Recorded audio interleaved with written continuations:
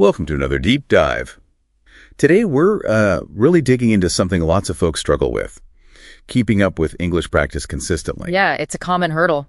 So our mission here is to pull out the key stuff from the sources on why consistency is, well, so crucial, and maybe more importantly, how you can actually make it part of your life without it feeling like a huge chore. Exactly. If you ever, started learning English, felt good about it, and then just kind of hit a wall, or your progress just stalls, then yeah, this deep dive is definitely for you. We're looking at how to turn that struggle into, well, almost a natural habit. Okay, a habit. And why that's the real key, to getting fluent and feeling confident about it. Right, okay, let's unpack that. The sources are pretty clear. The consistency isn't just like a nice to have, it's essential. Non-negotiable, really. But why? What makes it so vital for learning a language like English? Well, one of the most fascinating things the research points out is how consistency fights forgetting. Our brains are wired to let go of stuff we don't use regularly. Okay. Use it or lose it, basically. Pretty much. Without that regular practice, new words, grammar, even how sentences flow, they just fade. Consistent effort helps make those connections stronger. So it's about retention, yeah, but it sounds like it goes deeper than just memorizing words. Oh, absolutely. It's about making it automatic. The sources talk about things like spaced repetition, active recall. These techniques, when done consistently, literally strengthen the neural pathways. It's how you make knowledge properly stick. Right, so it becomes second nature, not something you constantly have to dig for. Exactly, and that links directly to fluency. Regular speaking, listening, reading, writing. That's the only real way to get better, to make it flow. And confidence, too, I imagine. Definitely.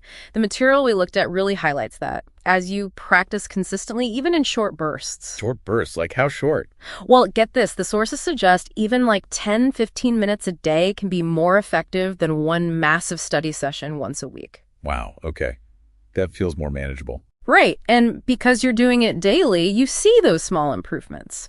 That builds confidence, which makes you want to use English more. It's a positive cycle. Spot on. Plus, it gives you constant chances to notice things, get corrected, fine-tune your pronunciation, your intonation, all that stuff. Okay, so we've nailed the why.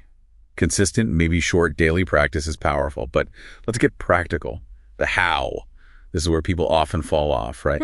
Yeah, sticking with it is the challenge. So what strategies did the sources suggest for actually maintaining that consistency? Well, the first big one, no surprise, is setting goals. But the key insight is making them realistic, specific, and time-bound. Think micro goals. Micro goals, like learn 5 new words today, or listen to an English podcast for 10 minutes. Really small, achievable things. Trying to do too much too soon just leads to frustration. Right, you burn out, so small wins build momentum. Exactly, that's the psychology. And then the next big thing is integration, weaving it into your existing routine. Like habit stacking. Precisely. The sources strongly suggest linking it to something you already do. Like, after I brush my teeth, I'll read 1 page of an English book. Or during my commute, I'll listen to that podcast. So you don't have to rely on willpower quite so much. Exactly. It takes the decision out of it.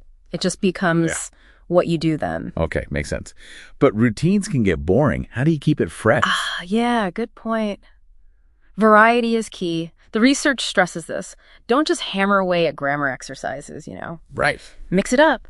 Listen to English music you actually like. Watch movies, maybe with subtitles first. Try podcasts on topics that genuinely interest you. Or even, I think one source mentioned, speaking to yourself. Yeah. Like in a mirror. Yeah. It sounds a bit weird, but it's great for fluency practice without pressure. Or writing a short diary entry each day, reading news or blogs in English about your hobbies. Making it relevant and enjoyable, not just homework. Absolutely. And that ties into another crucial point.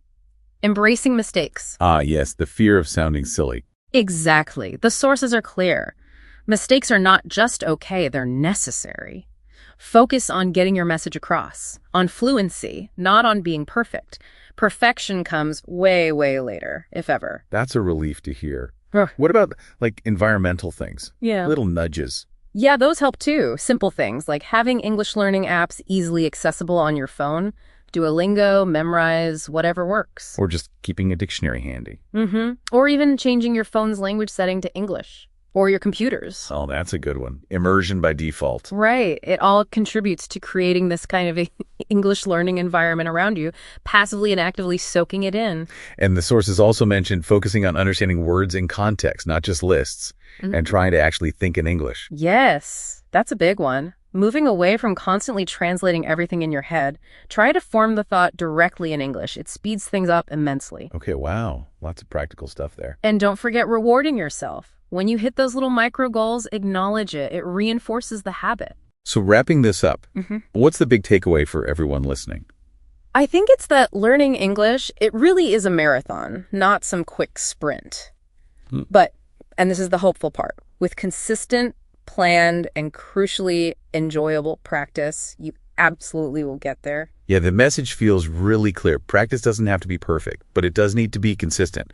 Those small steps day after day, they really do add up. They hardwire the language in. Definitely.